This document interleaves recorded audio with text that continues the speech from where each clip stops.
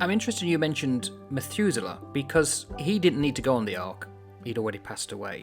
But then none of the other generation are mentioned, so I'm assuming they've all passed away as well. So there's no more Adam, there's no more Enosh, anyone like that. They've all passed away, or, if it's the other line, potentially are going to pass away at this event. I don't know if the actual lines marry up that way. But this is a finality now. The original order is now being superseded and taken over, or there will be a new order to come. Because every living substance... Interesting word there, substance. Not every living thing. Yakun, living substance, which stands or exists, existence, substance, a living thing. When you think back to creation, God breathed his spirit into Adam, and Adam became a living thing. So every living substance would be every living thing that has the breath of God in it, i.e. is infused with the spirit of God, infused with the breath of God. So it's an animated thing.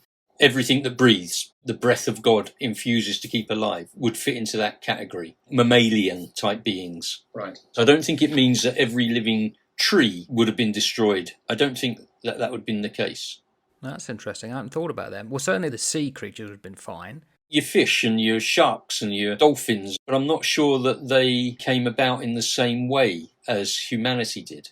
We went through Cyclone Gabrielle, but before that, there was a major rain event that made news around the world because it happened at the King Tide, and it came over onto a motorway, and someone filmed it on a bus. The water was coming in through the steps onto the bus.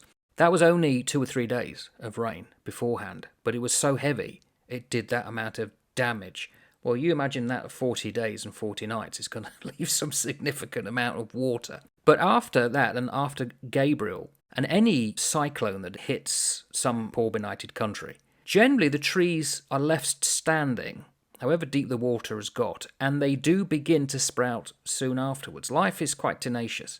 So the trees and the crops, the original emmer wheat and all that, it could have survived. If it was in seeds, the seeds would be scattered wide, but they can float on water for some time, even in salt water, and still find earth and sprout. So I think we have to assume that the trees could look after themselves almost, the canopy. This is primarily about the things that the living breath had gone into in terms of God breathing his life into the nostrils of Adam and making him a living being. It's not every living substance so much as every living being, i.e. a body with a soul perhaps of some description.